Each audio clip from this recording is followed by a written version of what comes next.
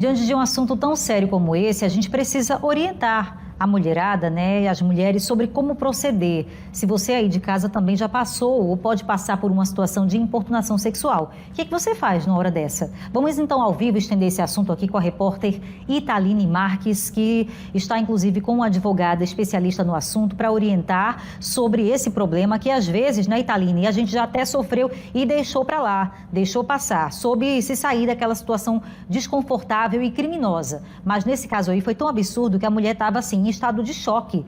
E as outras pessoas também tinham percebido como esse suspeito estava agindo. Então não teve escapatória, ele foi preso em flagrante. Eu queria trazer esse assunto aqui com você e orientar as pessoas que estão em casa. Italine, boa noite.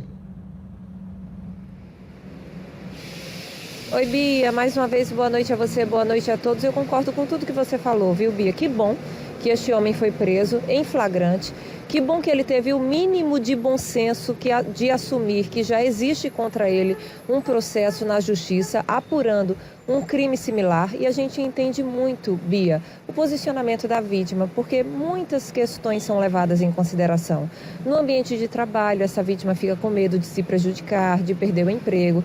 Às vezes é uma vítima que tem um relacionamento, é casada, então ela não quer também, fica com medo da reação do marido, não quer colocar o relacionamento dela em risco, causar uma confusão, mas todas as vítimas precisam sim denunciar, como foi neste caso. E Bia, importunação sexual é completamente diferente de uma paquera, de um flerte, que é recíproco, porque na importunação sexual está muito claro que só o agressor está interessado naquele relacionamento. A partir do momento em que a vítima diz que não quer aquele flerte, aquela cantada, aquela frase saliente, passa a ser importunação sexual.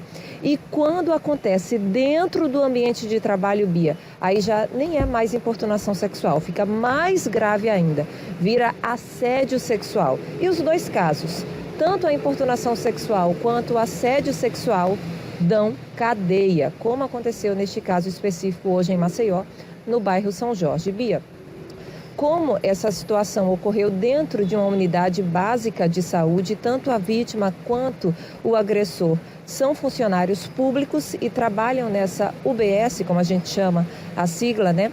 A Secretaria Municipal de Saúde aqui de Maceió nos enviou uma nota dizendo que está apurando esse caso, que abriu um processo administrativo para, a partir daí, a partir do que for concluído, tomar as medidas e as providências cabíveis. E Bia, como você bem adiantou aí na abertura, de fato eu estou com a Paula Lopes. Ela que é advogada, muito atuante nessa causa da defesa da mulher e coordenadora da Casa da Mulher Alagoana, que é um espaço que existe aqui em Maceió. Daqui a pouquinho eu vou até falar sobre ele, um espaço muito interessante que oferta todo esse apoio a vítimas de violência doméstica, violência patrimonial e violência sexual, como foi neste caso. Paula, seja muito bem-vinda. Estamos ao vivo aqui no Cidade AL. Uma ótima noite para você. E eu queria muito contar com o seu conhecimento agora para falar para a gente o que é que pode ser feito nesses casos. Essas vítimas precisam desse apoio, precisam dessa orientação. Então, num caso desse, onde as ideias ficam até muito confusas, como essa vítima deve agir? Bom, boa noite a todas e todos.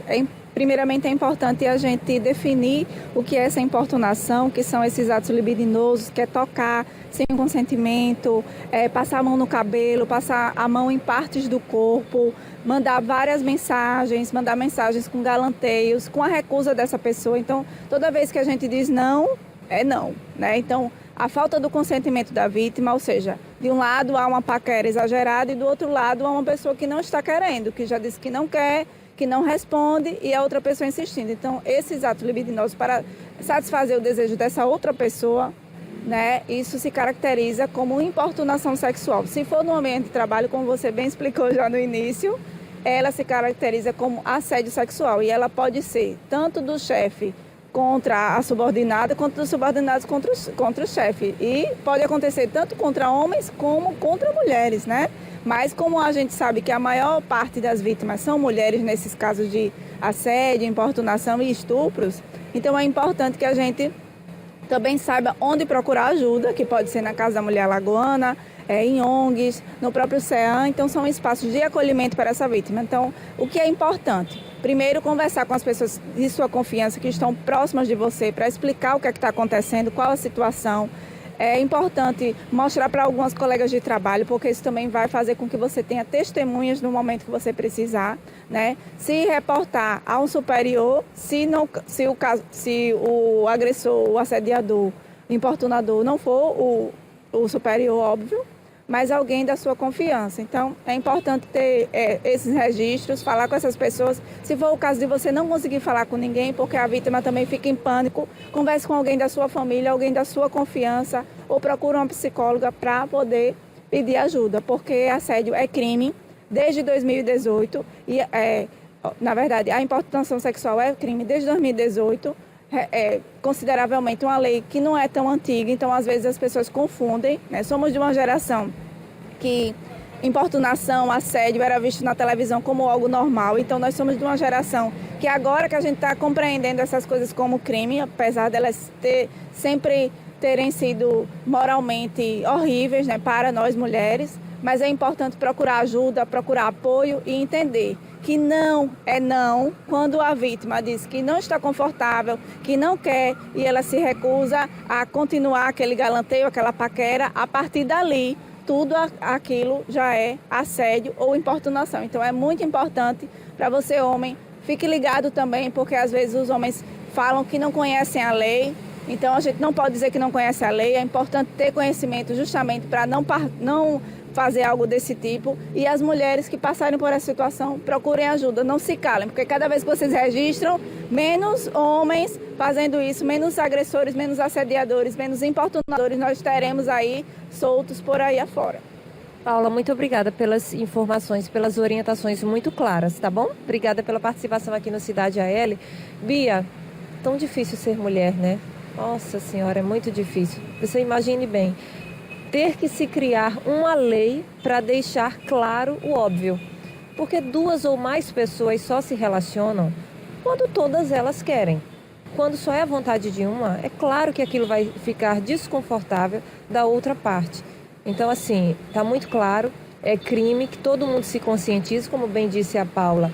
Há também situações em que homens são vítimas, mas a grande maioria, é inegável, são as mulheres quem são vítimas desse caso. E como eu falei no início, a Casa da Mulher Alagoana queria muito deixar esse serviço aqui, ficar no centro de Maceió, e as mulheres vítimas de violência de uma forma geral, doméstica, patrimonial, familiar, sexual também, podem procurar diretamente lá o endereço para receber esse apoio judicial, policial e acolhedor também, para ter um lugar onde ficar.